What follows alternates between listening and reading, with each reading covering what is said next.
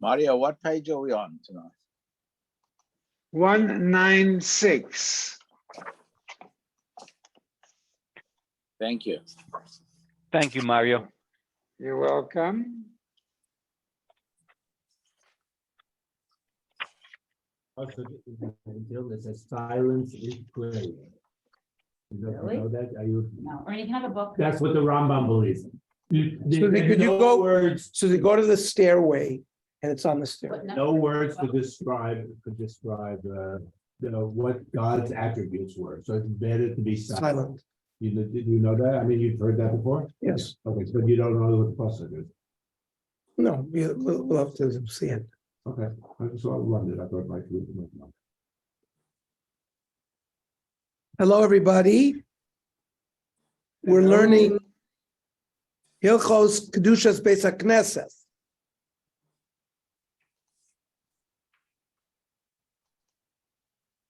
$196. Correct. The reverence and sanctity of the synagogue. Okay. 196. I hope everybody, and this is a nice Motzei Shushan Purim. Hope everybody had a nice Purim. Thank you. Okay. Bernie is here. We have seen so far that the synagogue has a special status of sanctity and holiness, and we are enjoined to uphold this status when entering. For this reason, there are numerous regulations for behavior in both active and derelict synagogues. Synagogues that are not used anymore.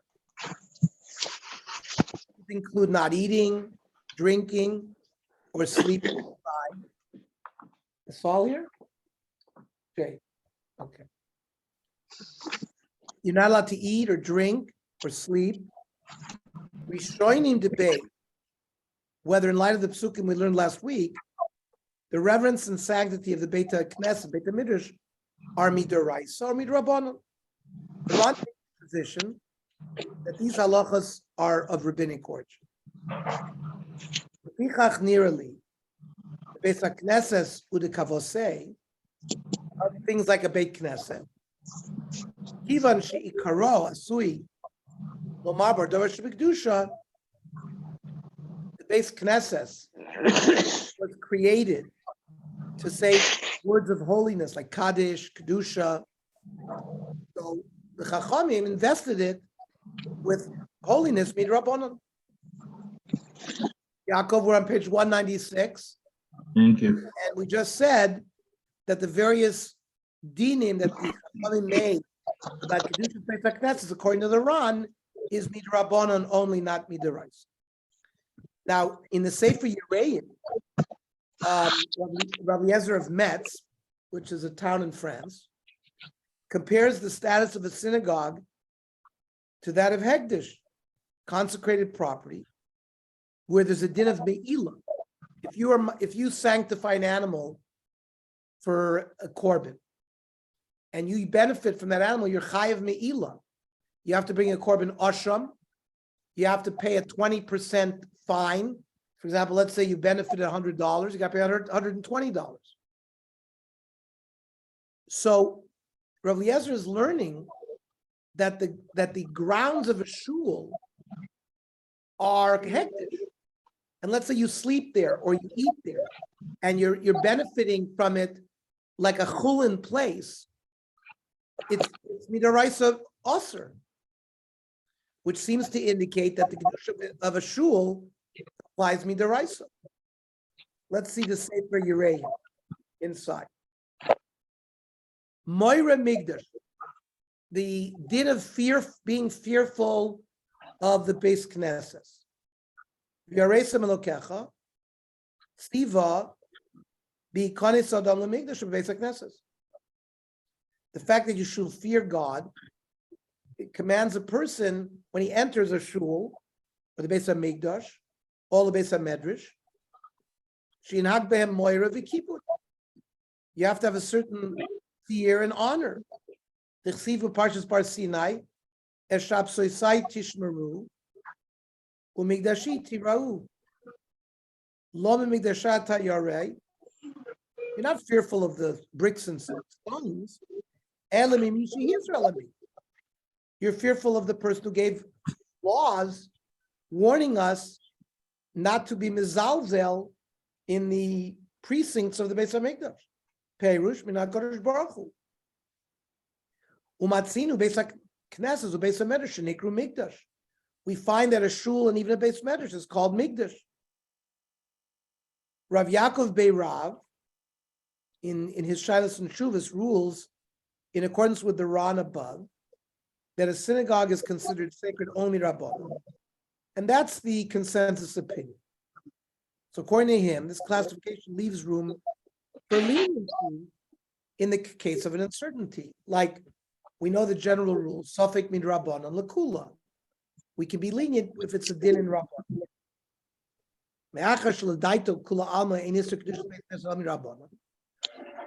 The Rav Yaakov Beirav seems to suggest that everyone holds Kula Alma, that this is a midrabbanic law. Kol Safek she is topic b'zayin or lakilbo. So then, if there's some kind of in doubt rule that is asked, you can be lenient. Shkein kosav aran, b'nei ha'ir b'shem Ramban zelu shoynai. The Beis HaKnesses is also so kitashmisei mitzvah, the sukkah v'lulav, and if they said that the din to treat them with respect is like other sort of physical things that we perform mitzvahs with, like lulav. So there's a din, you can't just throw a lulav away in a garbage can. You have to treat it with a certain sanctity. That's not midaraisa, the Ramban's gonna say. That din is only Rabbanan. The same thing with a sukkah.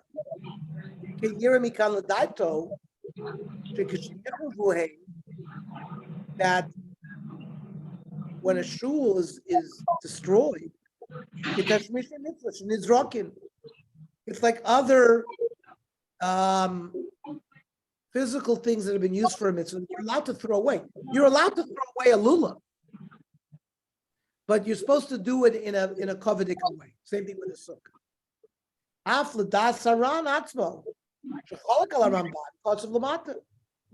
In Kain Yireh, the Ferish Ladas Kulam Ebekan Kedushim in Torah, Vim Kain B'chol Safek, the day as in any question that arises regarding Kedushas Beis HaKnesses, where we're in doubt, we can be lenient. We'll get some examples of this. Now, what do the Achronim say? So the Chaye Adam, right? Rav Danziger, you're talking about the mid-1700s, take the position that the sanctity of the synagogue also does not have a derisive status. The footnote states, the corner of Soloveitchik, the Rambam also holds that Kedushas Beis HaKnesses is of derisive status. I also want to say that footnote 3, Halacha distinguishes between articles which fall into this category, which are nizrakin, those which are classified as kedusha, such as tefillin, which are not nizrakin, and those classified as tashmishe kedusha, such as a tefillin case.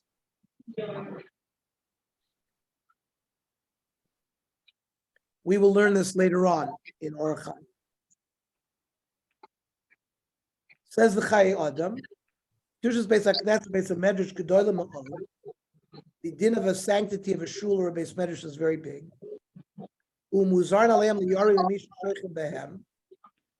We have to have fear of the person who dwells there, which is a Kodesh.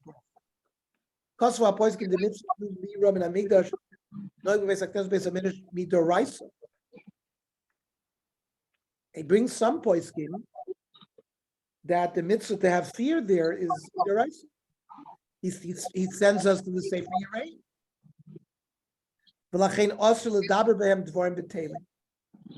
You cannot,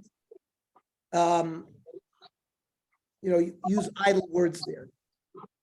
Footnote 5, in some of the printed editions of Chai Adam, it is noted that in an earlier edition of the Sefer contained a few added sentences decrying the fact that many Gentiles of other faiths conduct themselves with far more awe and respect when praying in their holy place of worship than the Jews do in their synagogues. This is unfortunate. This assessment unfortunately rings true in some synagogues today, and it would do us well to consider how this could be rectified. The Mishnah Berurah appears to take the position of the Chayei Adam, but the majority of the Achronim maintain that the Kedusha is only M'Rabanan. This issue of whether the sanctity of the synagogue is of biblical status or rabbinic status is also relevant to assessing the severity of the prohibition to destroy a synagogue. It would seem that if the obligation to treat the synagogue with sanctity is the rabbinic one, then the prohibition to destroy it, which is in Shulchan Aruch 152, but beyond the scope of this year, is also rabbinic. Likewise, those who hold that the obligation of treating with sanctity is biblical would hold that the prohibition to destroy it is biblical. And he sends you to the Divrei Chaim, the Abnei Nezer.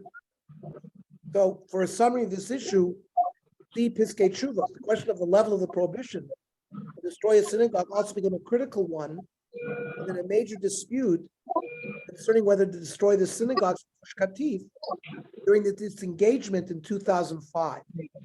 Ernie, pardon me, Ernie, we're getting some feedback on the line. If someone doesn't has their mic not muted, we're hearing feedback on the call. That's why it's hard to hear Ernie. You can Everybody mute themselves. Abe and Mario. Thank you. So Mario, can you mute Abe? I see Abe is still open.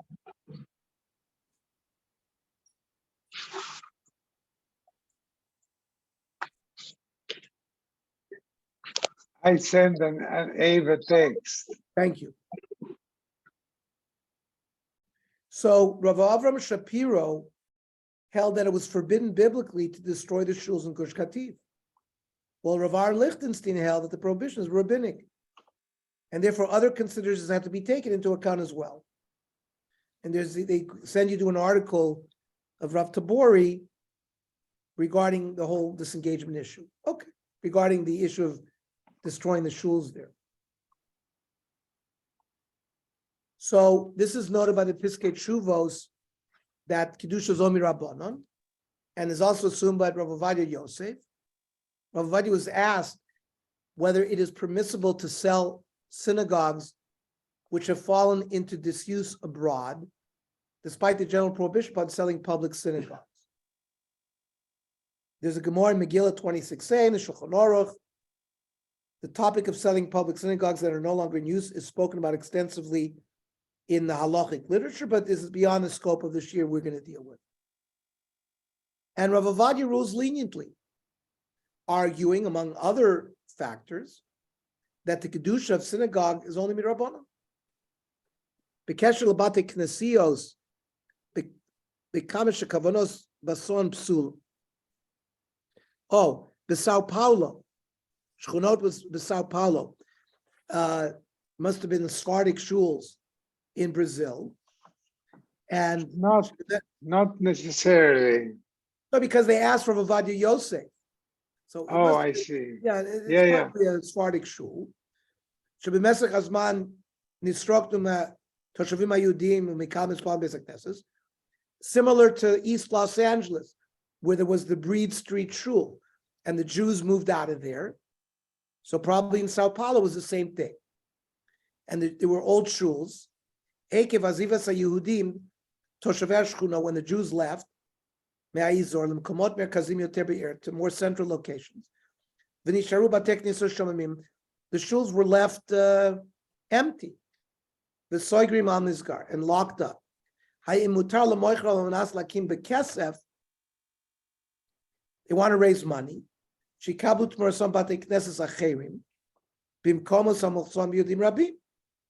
buy new shuls where the Jews have moved. Or or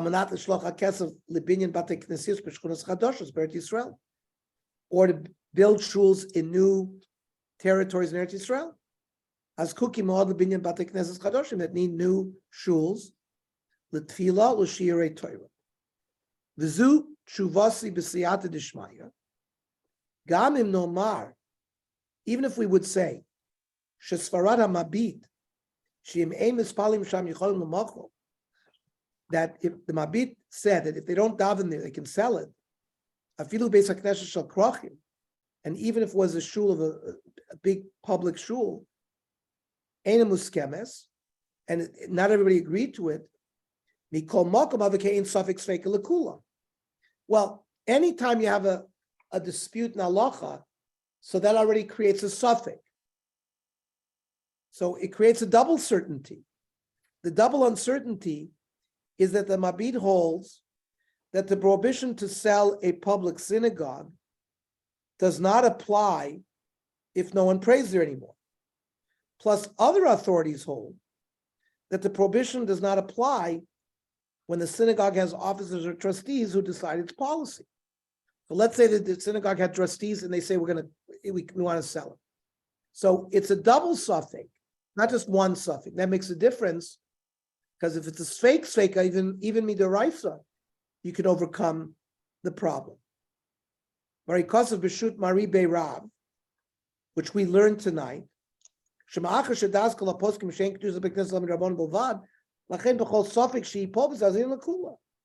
certainly can go lakula because even with one suffix, suffix midrabanan is lakula. The koshen, and that's why he says koshen can be makam sfeik sfeika. Certainly, if there's a double doubt, where sometimes you can even overcome a deraisa dikit. Hilchach. So says Rav Avad. In our case, you have to suspect they didn't sell these shuls. They're already neglected. Nobody's visiting them.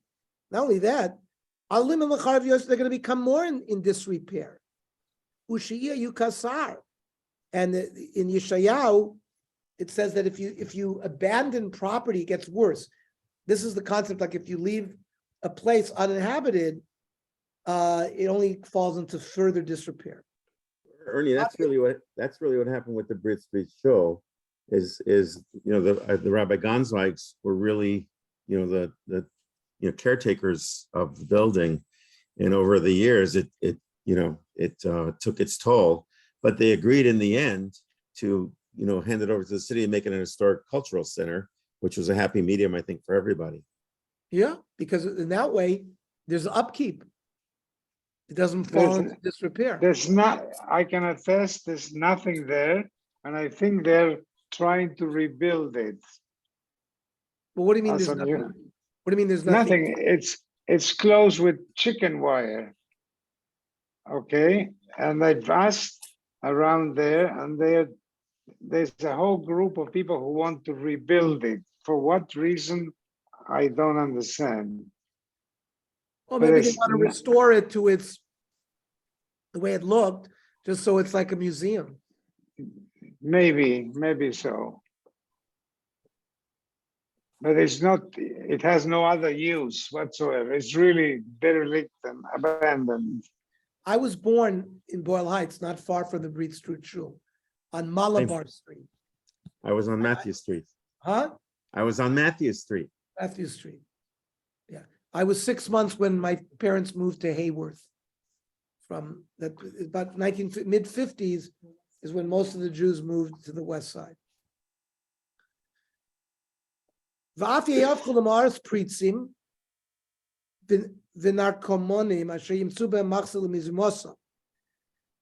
addicts will hang out there, homeless people, right?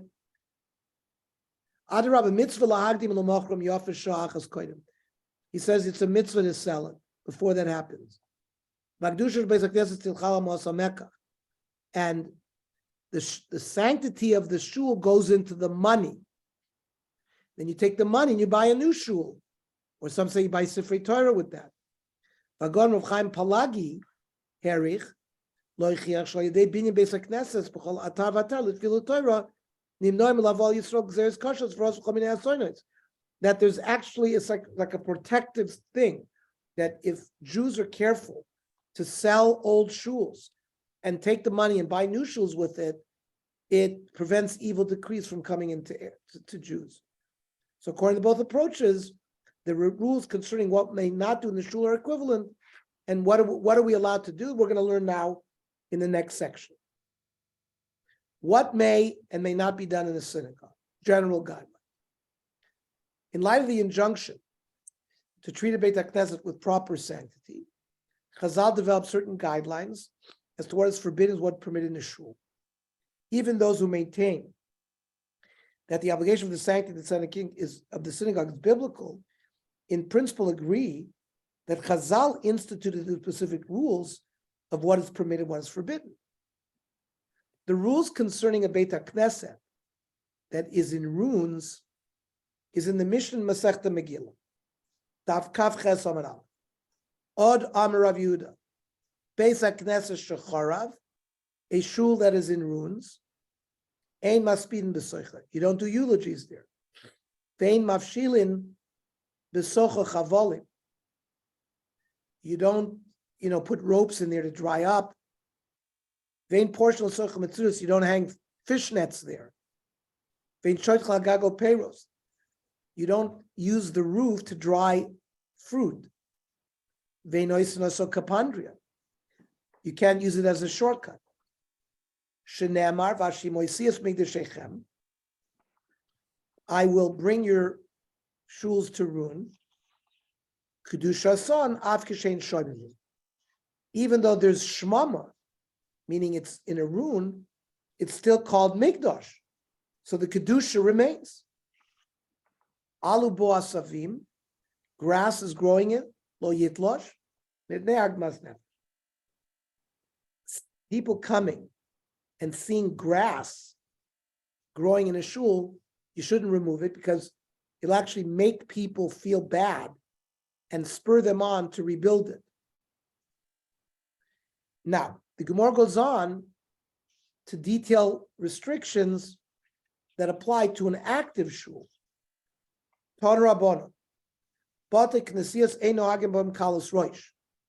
You can't play around in a shul, joke. They translate frivolity. Ein oichlin behem, you can't eat in a shul. Ein shoysen behem, you can't drink. Ve'ein neoisen behem, you can't put on makeup or make yourself look nicer. Ve'ein metailen behem, you can't take take a walk.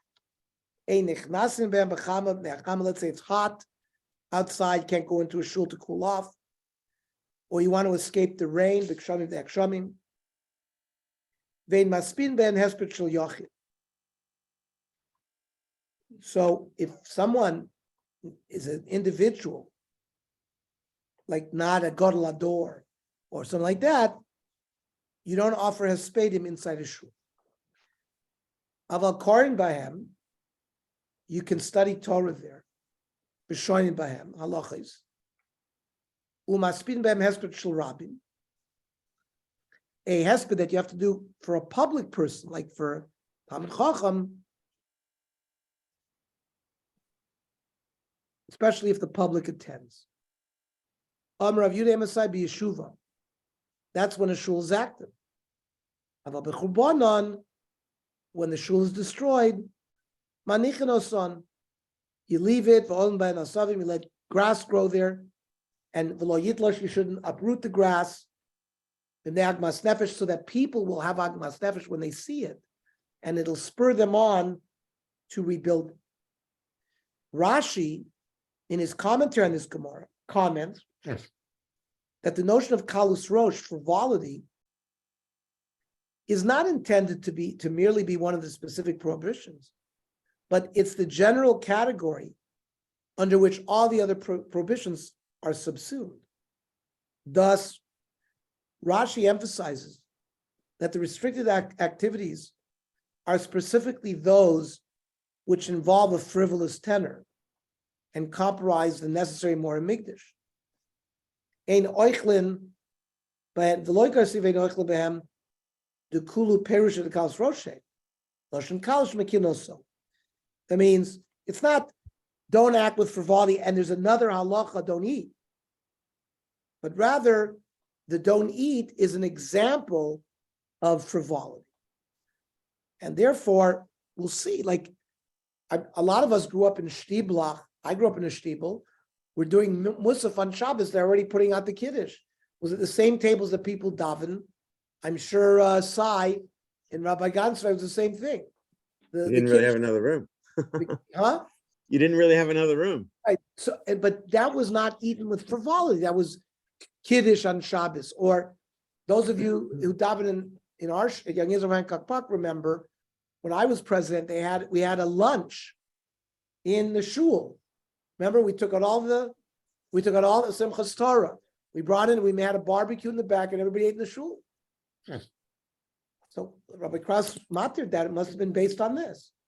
It was not the women's section. We removed the mechitza. It was one big room.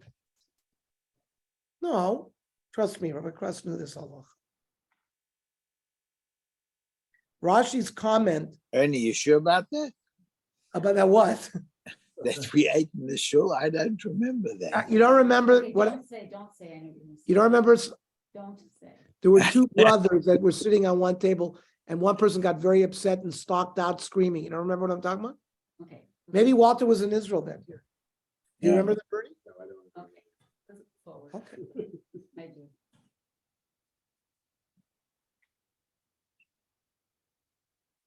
Rashi's comment underscores the privative principle. Certain behaviors are forbidden because they compromise the necessary moral mikdash. One of the listed activities is to loiter, metaylim, a somewhat general and ambiguous term, which Rav Yosef Karo in the Kesef Mishnah, his parish on the Rambam, explains. Vein metaylim, you don't take a walk. Shemayla adam koitzer ruach. Let's say he needs to rest because he's been walking 5 miles. He's short of breath. Well, he shouldn't walk into a shul to lie down and rest. And then so he can continue his walk, the tile. You don't walk into a shul unless to daven or read the Torah. And in addition to this general prohibition not to enter the shul for a non-holy purpose, the poskim mentioned that the sanctity of the Beit HaKnesset should dictate a general disposition and awareness of being in a holy place. Naturally, this should inform all of a person's conduct. Accordingly, the Yalkut Yosef writes that a person must also be particular about his posture when sitting in the synagogue. Asr lasheves b'beis HaKnesset, regel al regel. You shouldn't cross your leg in the shul. Mishum da'avi kishachatz v'gaiva. It's arrogance and haughtiness.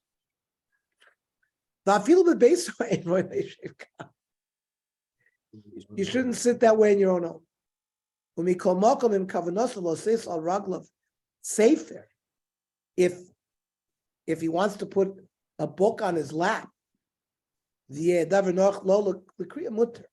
can cross his leg if it's easier for him to put a book there to read. The Rachmana Liba boy. Because Hashem wants, he cares about us to make it easier for us. But you shouldn't do it in shul.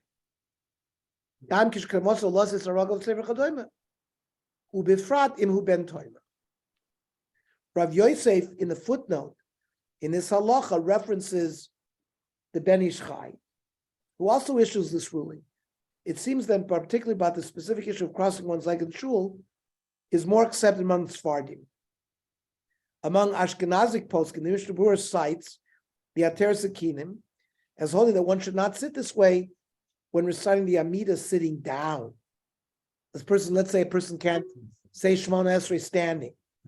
So for the same reason as was brought by Rav Yosef. However, it's not expanded to other contexts outside reciting the Amida. The earlier mention of this rule is Rabbeinu Peretz to the Smak, who focused on the Amida. It's possible that in recent years, this manner of sitting is considered less akin to arrogance and naughtiness than it was in earlier years.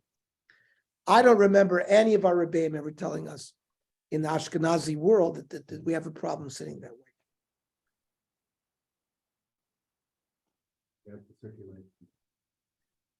Eating, drinking, and sleeping in the synagogue.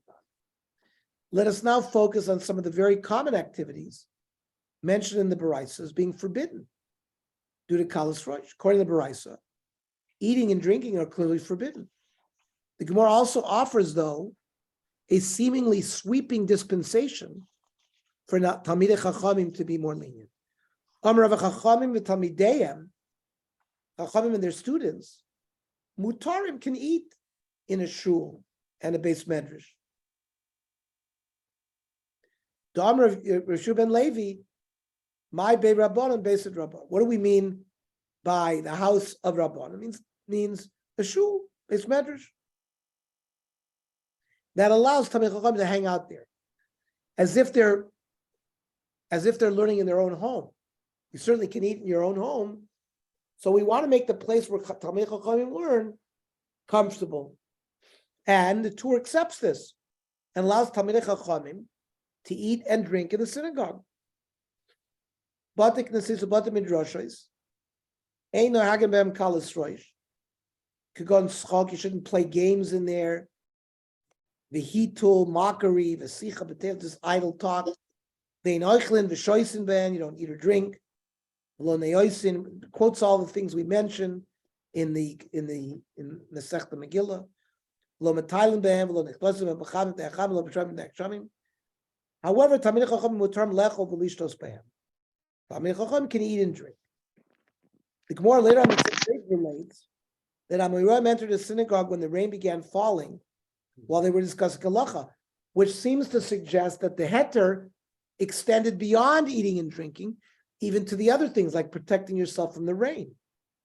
The Gemara assesses why they felt justified in entering a Beis Knesses for any reason other than to pray. It said in the Gemara, Kaf Chesom and Beis and Megillah, they were walked into a shul to ask a shaila of Rava. Also Zilcha did, or no, they were actually outside and discussing the salacha with Rava. Also Zilcha de Mitra, rain began to fall. Island Beit Knishna, they walked into the shul. Amri, they said, Hi, Dalin Beit Knishna, that which we're walking into the shul, Lav Mishum Mitra, it's not because of rain. El Mishum de Shmaitz Bat Silusa Kiyoma de Astana. That we're discussing a very complicated halacha. It requires a lot of clarity, like the day the north wind blows. So we're coming into the shul to help because we need clarity to learn this. And outside, while it's raining, it's distracting to us. So to help them learn better, they walked into the shul. From this passage, it's clear that the Amoraim did not feel justified in entering the shul solely due to the rain, even though the Talmidei Chachamim, only because they needed to clarify their Torah knowledge. So it seems like the way the Torah paskin, that it's only permitted to eat and drink for Talmidei Chachamim, but not the other leniencies, is derived from that Gemara. The Rambam follows the simple understanding of this passage in the Gemara, rules that Talmidei Chachamim may use the shul premises only under extenuating circumstances. The Torah may respond that the Amoraim were personally more stringent even when the halacha does not require them to be. Said the Rambam, Batik nesis ubatim midrashos, ein nohagim behem kalas rosh, you can't act in frivolity. Kagon schok, v'hitul, v'sicha b'tela, joking, idle talk, and ochlin ben, ben choice ben, ben the ben, can eat or drink or benefit. In Thailand, you can't take a walk there. You can't go in there. And you can't get out of the sun or the rain. If they have no alternative, Talmidei Chachamim can eat and drink there. The Beis Yosef, in his explanation on the tour, explains further that many people often remain outside and engage in their outdoor activities when rain is falling. Therefore, the Gemara cannot justify their decision to enter the synagogue on the basis of duress, because people stay outside when it rains. So why are you walking into the shul, avoiding it when other times you don't do that? The Rambam presumably interprets the earlier passage, permitting Talmidei Chachamim to use the shul as their home, as referring only to cases of duress. And therefore, the Rambam limits their eating in a shul in cases of true duress. It should be noted that while the Rambam insists that even Talmidei Chachamim may eat and drink in a Beis Knesset only under extenuating circumstances, this may not be so regarding a Beit Midrash. Citing the Ran, the Beit Yosef writes that the Beit Midrash is called the house of the Chachamim, so he can be more lenient to eat in a Beit Midrash than in the regular shul. That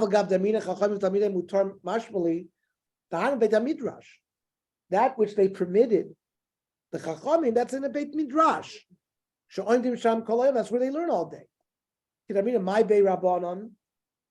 What do we mean by Bei Rabbanon? Beis Rabbanon, in the house of the rabbis. Of Beis HaKnesses, no.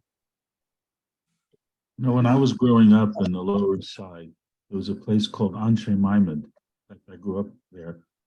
It was a shul where Rabbi Reuben Zatzal, who by the way, had the first learning before Rabbi Teitz on the radio in that I know of in the world.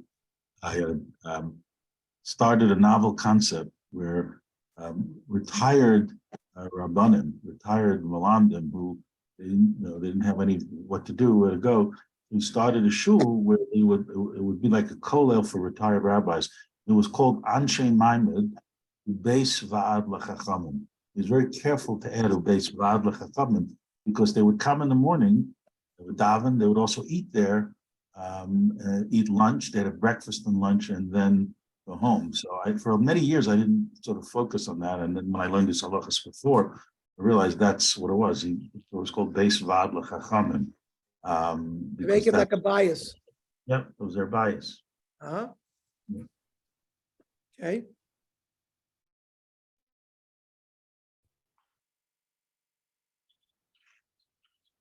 A third radically more lenient position is cited by the Hagos Oshri, a Rishon, the name of the Or Zarua.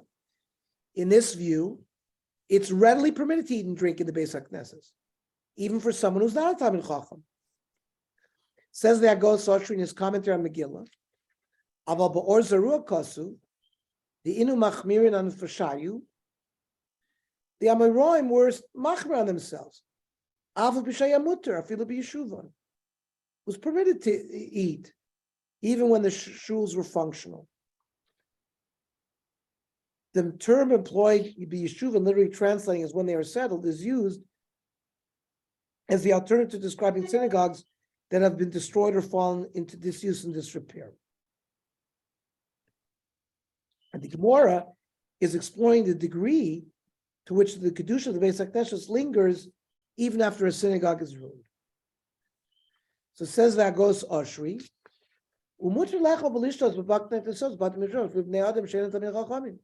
he says very clearly that even non-Tamei Chachamim can eat and drink both in a shul and in a Beit Midrash. The Or Zarua in the original source explains further that the reason it's permitted for anyone to eat and drink in a shul is because of another passage in the Gemara in Megillah. This Gemara states that all shuls in Bavel were constructed with the stipulation, Tanai, that people may eat and drink inside them, even while these synagogues are active. The other Rishonim quoted above, who rule more stringently, would explain either that the stipulation with which the shuls in Bavel were built permitting eating and other similar activities only in case of duress, or that the allowance is limited to shuls that are already destroyed and not active. So says the Or Zarua, Hilkach muter lecho v'lishto sa'idim v'bate knesios u'bate midrashos shalanu de'al tnayin asuyin. Our shuls were built sort of with conditional statements that you could eat and drink in them. The Shulchan Aruch adopted the ruling of the Rambam as the practical halacha that even Talmidei Chachamim may eat in a shul only in Shas Hatchak, case of duress. The Ramah agrees with this approach fundamentally, but cites the position of the Ran that a Beit Midrash may be treated more leniently. Says the Shulchan Aruch Orach Chaim Kuf Nun Aleph, Batik Nesis Bate Midrashes, Ein no hagamem kalus roish. Kagon schok v'hitul v'seicha b'tela. We're just repeating what we've learned. Vein ochlim v'shoysim b'malonis costume. You can't dress up in costume there. Lo metal b'hem, take a walk. Lo nichnasim b'chama b'nei chama v'shamim b'nei chshamim. V'tamid tamidei chachamim mutarim. And their students. Lecho v'lishtos b'hem. He adds midoichek. If there's no other way. And the Ramah says v'yesh shoymrim. The Beit HaMidrash afilu shelo kedoichek shori. In the Beit Midrash, it's easier. You can, even without duress, you can eat and drink there. So the Mishnah Berurah expands. What's Sicha B'Tela? Hainu afilu Sichas Chulin. Shehi l'tzorach parnasa. That means a discussion about your livelihood. We're not talking about baseball game or what the comedian said last night at the show. That certainly would be schoik. But even, regular speech where you're talking about your business, which is l'tzorach parnasa. The bachut shari, of course, outside you can talk about, but basic this is osir. Uvefrat sicha b'tein legamri. We're not talking about lashon hara and idle chatter. The v'vadei shorelim not tamimi. That you certainly shouldn't speak there. Luadin de noisim b'hem shum malach. You can't do any work in a shul. Based upon what we have seen, what can conclude that practically Talmidei Chachamim are permitted to eat and drink freely in the Beit Midrash, according to Ramah, and in cases of Shasat Chag and Beis HaKnesses. Many Achronim understand the case of duress to refer to one who has nowhere else to eat nearby and will end up studying less Torah if he must go somewhere else in order to eat. But who is included in this heter of Talmidei Chachamim? The Mishnah Berurah interprets it in its simple form, that only those who study Torah in the shul or Beit Midrash most of the day on a regular basis may eat or drink there. According to the Aruch HaShulchan, even one who studies for half a day is included. The Piskei Tshuva argues that the Shulchan Aruch's terminology of Torah scholar and their students indicates that even those who do not spend most of their time learning and are not considered Torah scholars are still permitted to eat and drink in the shul or Beit Midrash while they're learning there. According to this approach, anyone who attends a shir in the shul or Beit Midrash is permitted to eat or drink during the time of the shir. Bring coffee in. for the speech. I see people doing that at Yavna. The Piskei Tshuva says, he points out that the Shulchan Aruch on purpose wrote to their students, the Av she'ein bismanenu din Talmid Chacham. We don't really have a status of a Talmid Chacham. Vaf mi she'einu beginner Talmid Chacham gam al pi musagei zmanenu. And certainly someone who's not a Talmid Chacham, even with today's criteria, if someone is actually learning in the shul, he says you're within the heter. There's no geder here, how much shas and poskim you know. You're learning there so you can eat. Although, as we have seen, allowance is given for eating or drinking in a shul or Beit Midrash for Talmid Chacham or others learning there, it seems that the practical halacha is stricter for other individuals. In opposition to the lenient position of the Gos Ashri, the Shulchan Aruch later in the Siman rules that no stipulation or t'nai is effective in creating a categorical license for eating and drinking. This follows the opinion of Tosfos, according to which even a t'nai is only effective for shuls that have been destroyed, not for active shuls. Says the Shulchan Aruch, if when they built the shul, they made a conditional statement that, we could use this to eat. Then what they meant was it's permitted to use it after it's destroyed. He says that t'nai that was made is not effective while the shul is a functioning shul. And And when it's a state of disrepair, you cannot use it like to, no, like do public accounting there, growth stuff there, use it as a warehouse.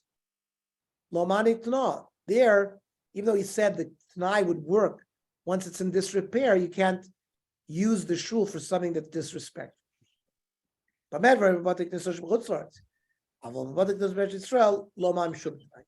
he says these Tanoim only work in Chutzlarts, but in Eretz Yisrael, there's no effective stimulation as well. There must be some sort of allowance or exception for the business of the shul. For example, many shuls have board meetings in the shul. And if they don't have a board meeting, they might have an annual meeting for a congregational meeting in the shul. Often there's no other place other than the shul itself. I wonder if, I think I remember this, but I wonder if there was an exception for matters dealing with the conduct of the shul itself. We don't see it here, but I wonder if that can this. I remember Dafka at Young Israel Hancock Park, the board meetings and the shul meetings, they did it in the Beit Midrash rather than the shul itself. So And I'm sure Shari Tzedek has all those rooms. Did you used to have your meetings in the shul? no, board meetings were in the On a side room. No, it was actually in the Beis HaMedrash. It wasn't in the shul itself, but it was in one of the Beis HaMedrash. And that's how it was done in Hancock Park in the Beit The Midrash. annual meeting, which was larger, couldn't fit in the Beis HaMedrash, would be in the shul itself. I think that's still the case to this day. That's a function for the shul. It's not Kalus Rosh. Right, and that's what I'm saying. I think there must be for a function for the shul itself. So here, Must- let's see 208, communal, Concert in the shul. we've been, We've been to many yeah. concerts in shul. we've been to concerts in shuls. That's Jacob, Chazanim concerts.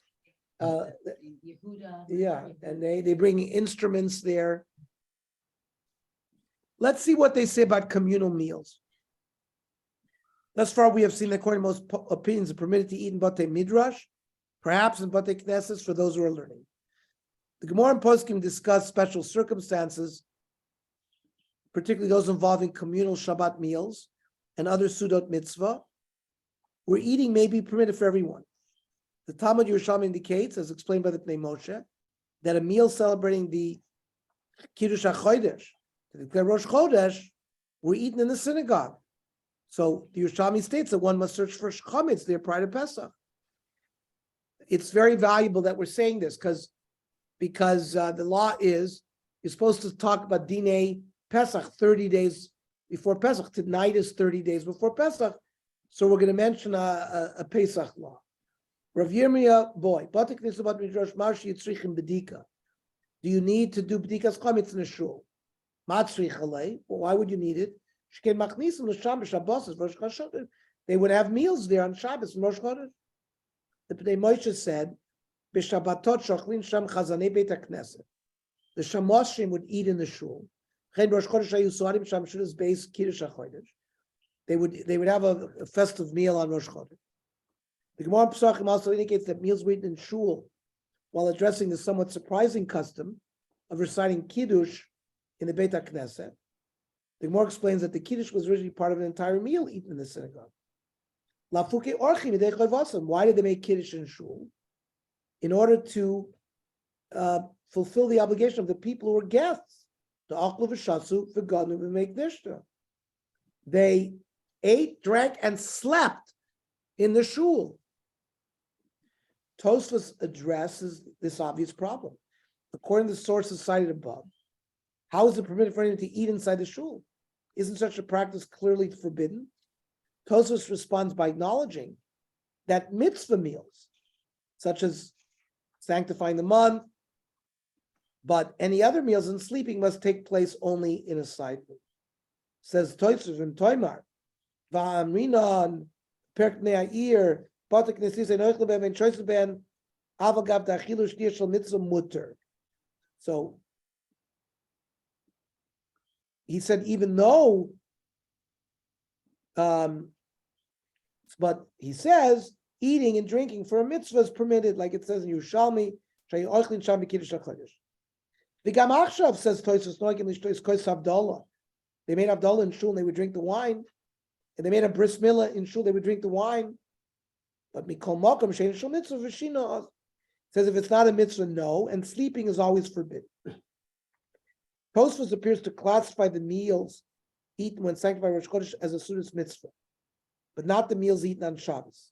On the other hand, the Yerushalmi does appear to classify the Shabbos meals as Sudas mitzvah as well. And he sends you to Sachim 101 of the Masifta edition that offer different approaches to this question. One of the approaches mentions that the Shabbos meal is considered a Sudas mitzvah, but this would not permit sleeping in the sanctuary. For this reason, Tosas offers a different answer that they use the side room. But Rav Pesach Frank, in the next source, disagrees with this approach.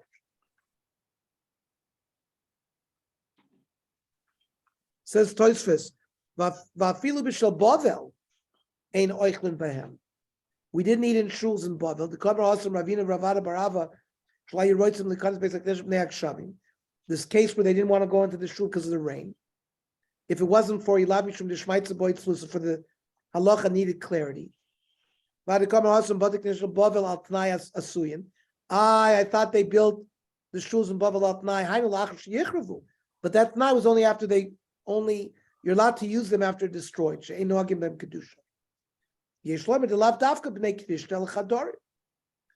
not necessarily that they were referring to the shul itself, but side rooms. They still called it part of the shul.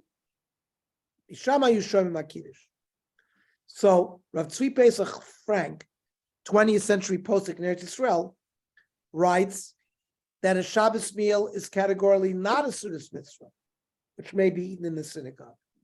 Ulam b'toisves, muchach, the Sudas Shabbos lo nechsheves k'Sudas mitzvah le'inyan she'im mutar lo'ach le'beis hakneses.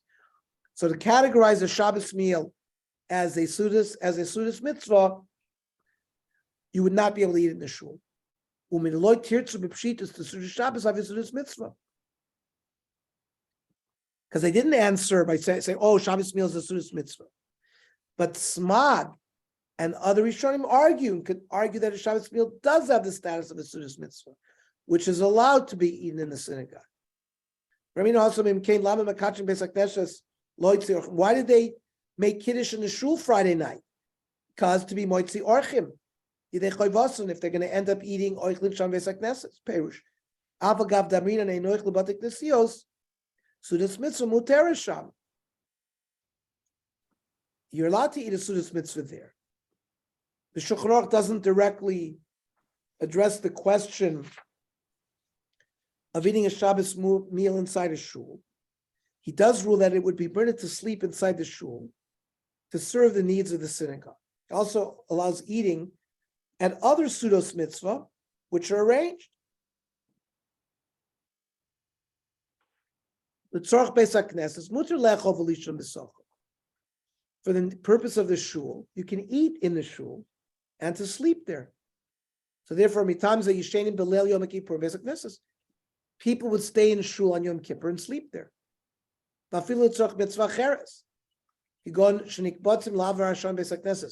They would gather to make a leap year in the shul. They ate a meal after they did the leap year. Even when it's permitted to eat inside the shul, the Magen Avraham writes that this is only true when there's no frivolity. This is based on the example of the Sudas mitzvah.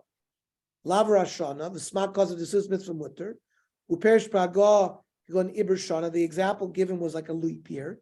She'ein ba kalas rosh. There's no frivolity. Dein oilen bala pas v'kitnias, and they only ate bread and vegetables. As quoted by Magen Avraham, the Sudas mitzvah of intercalating the year is the only type of communal meal that is permitted, since it's not lavish. It has no intoxicating beverages and a mild mood. But the Mishnah Berurah writes that the custom is to be more lenient, to allow additional types of Sudas mitzvah in the synagogue when there's no other space. Based on medrash, and they shein lem makom acher. Marvach was not enough big enough place. And limchos don't protest. The yeshal ami lismoch. And the Rav Ovadia Yosef adopts this line of reasoning as well, and permits other Sudas mitzvah as well as communal Shalosh Shudas. Is a minig to eat. Belima choice in biyom kudas hashana shel echad michidi hakol. Somebody passes away on the yard site, and there's learning there, and people, bring kiddush. Mevarchim birchas hananin al kol minei meichel shemeviyim sham. He quotes the Mishnah Brura that you could make a siyum hashas. The nation makom, it's a big place. In limchos piyodim, shliyeshim amashi smachu. The sikum muter lasoy sudas shlisus like you can make a shul, make shalosh shudas there. Uveprat kishoyim sham divrei Torah balach. V'agora you should say divrei Torah. Let's close with Rav Moshe. He goes a step further and sanctions the common practice to be lenient, even in cases when there's no great need. He suggests that perhaps this practice indicates that the practical halacha follows the approach of the Agos Oshri, which permits eating in a Beis HaKnesses in any situation, provided a stipulation was made at the time it was built. A third approach for leniency is mentioned in Piskei Teshuvos that many Hasidic leaders would declare that their shuls do not have the official halachic status of Beis HaKnesses. Therefore, there's no problem holding meals in the same area of the tefillah. It is this reason that the Hasidic shuls were called shtiblach, or klois, to highlight that they did not have the status of a shul. Says the Igros Moshe, Kimedumeni, I imagine, many shuls are lenient. With not an emergency. Even for a small mitzvah. Even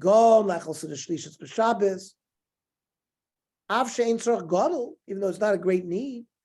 Everyone could eat by themselves.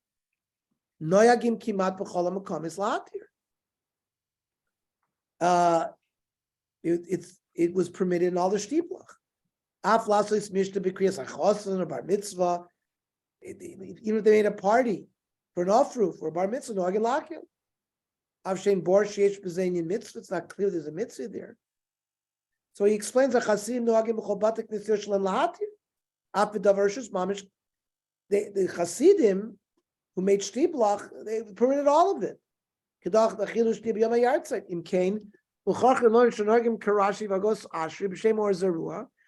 following Rashi and Agos Ash. I feel that they made the Tanai, and the Tanai didn't just work for when it was destroyed, but Afilu b'Yeshuvan, even when they were active. Well, anyways, we see that the subject wasn't simple. People gave it a lot of thought. Either the Rabbanim that made their shuls, like Rabbi Adler, Rabbi Ginsburg, Rabbi Gansweig, they called them shtiblach, and maybe they didn't even call them Beit HaKnesset. Other poskim don't support Rav Moshe's approach and argue that one should be stricter not to hold meals in the shul, and attempt to strengthen this halacha rather than to defend the lenient practice. He brings Rav Moshe Sternbach, Rav Ben Sina Bashol as ones that are more machmir. Okay. Any comments, ha'aros, questions? Yes. Hello. Yes. Hello. Yes. The real stories, actual witnessed by me. Number one, you're absolutely correct. Young Israel Part had a luncheon in the shul, I guess when you were president or thereabouts. Okay, number one. Number two, Young Israel of Los Angeles on Spalding had board meetings in the Beis Medrash, but there was a curtain over the Oren Kodesh where we had the board meeting. Number three, Rabbi Tasha Shul was physically moved by Mr. Lindemann through all the streets of Boyle Heights to Melrose and Vista on the corner, where the shul had picked up. Instead of selling it, or who knows, want to go to a church, whatever, they actually physically moved the shul to Melrose and Vista. I used to live on Vista, and it was right there for many, many years. I didn't know it was moved. Now, as a boy living on Hayworth, I remember clearly that there was a single house. There was this concept in Los Angeles, they would move houses. It would take a week They would lift them up. And I remember as a boy, I must have been 5 or 6 years old. I couldn't believe it. It took about a few days for this house to be moved down the street. Does anybody, Sai, you remember that? Yeah, I remember. And when they sometimes the moved houses were houses? large and they structurally divided in 2 or 3 and had these wide load trucks. So this came from Boyle Heights to Melvista. Wow.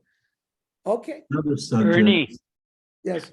one thought is that as we were learning all of this, to me, it's interesting in that the original concept we started with was the Kedusha that has been bestowed in the shul because of the fact that we daven. That's what creates that. So the same thing, I think, is related to every other activity that can be undertaken. As long as it's the Shem Kedusha, then we are, I think, if I'm understanding what the different debates are, that's really the issue. The other comment that I would make, I wonder how much of the historical experience that this Rebbeim had over the many millennia that they survived, whether it was in Spain and then in Europe, how that impacted, because in many circumstances, the shul may have been the safest environment for people to come together. Mhm. Absolutely. No question about the Shalashudas issue. People, wouldn't go home for Shal. They Shalashudas in shul. Yeah. Maybe for safety reasons. I think it was to learn Torah. There was Torah given at those Shalashudas. I think that's part of it. I think you're absolutely correct. What Jacob Goldfinger is describing, this was a Yontif meal, Simchas Torah. You didn't need to eat in the sukkah. There was singing. There was divrei Torah. There was no hoylulus there. Can't talk about the drinking because on Simchas Torah we know what happens there. But you could see it.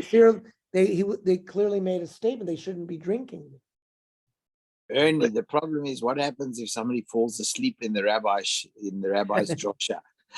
That's the big kasha. What are you over a lot of lavim over there when you fall asleep if you're in the rabbi's drosha? I can also testify that at Teres Yerushalayim in my days, you had a number of people, or people who actually lived in the shul. Yep. The Rav Moshe obviously tolerated it. In fact, there was one person who couldn't walk. He was older, and they allowed. I remember they asked Rabbi Birnbaum the Mashgiach, and they brought meals to them wherever they were, because they brought from their lunchroom, because they couldn't go anywhere. So this went on. This was the atmosphere in the Lower East Side. It was a very poor community time in the early 50s. And this is what, so he was, Rav Moshe was very lenient about it, because it was really the needs. There was really no other way to handle it. You had to have Rahmanas on these people who were there. Yaakov, I davened in a shtibel on 3rd and Sweetser called Mishkan Yisrael.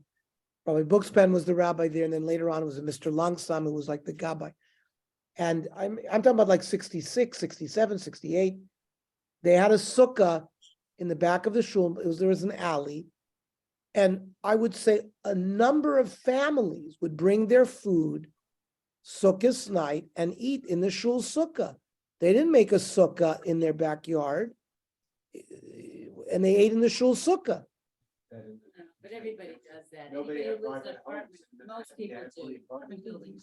A lot of people today. Making a Eretz sukkah in the Yisrael, 60s was they not did the all same that. as making a sukkah these days. They Correct, didn't have Sai. the new, they didn't have these new sukkahs that you can put together. So, you remember people bringing their Of families and eating course, in the shul they didn't sukkah. have the ability to make sukkahs in their backyard, or they lived in apartments and the landlords would give them a hard time, so yeah, they used the shul.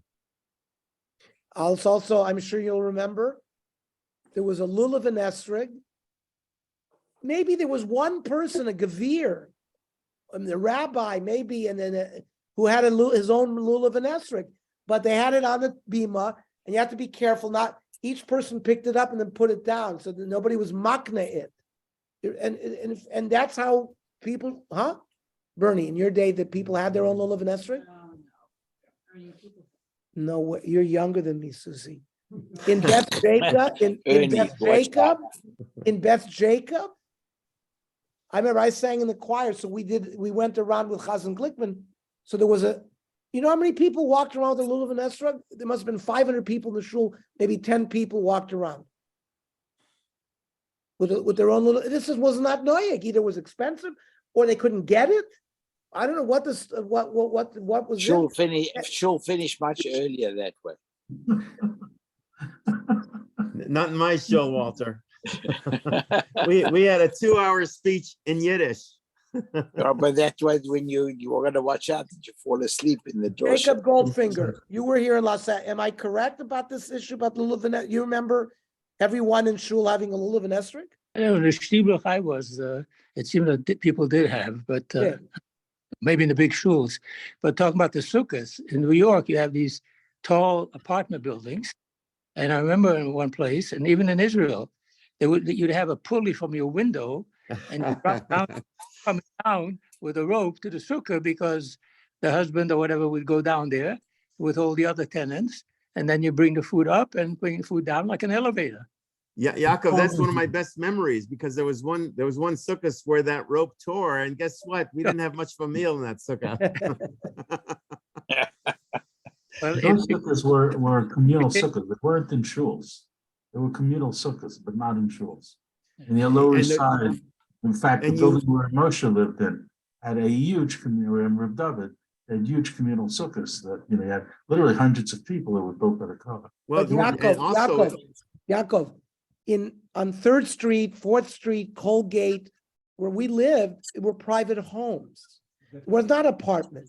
So the shul had a sukkah behind it, and they used that sukkah. Nobody else built a sukkah. In 1969, my father had passed away, and I was bar mitzvah. So I remember we built, and Harold is not on this thing because he's in New Jersey, but Harold and Gerard Einhorn helped me build my sukkah in 1969 because they were in my sister's class. They were in UCLA already. Yeah. And I remember I had my first sukkah in 1969, and people, I guess, started, it was more common that I remember. Even in Yerushalayim today, you have high-rise buildings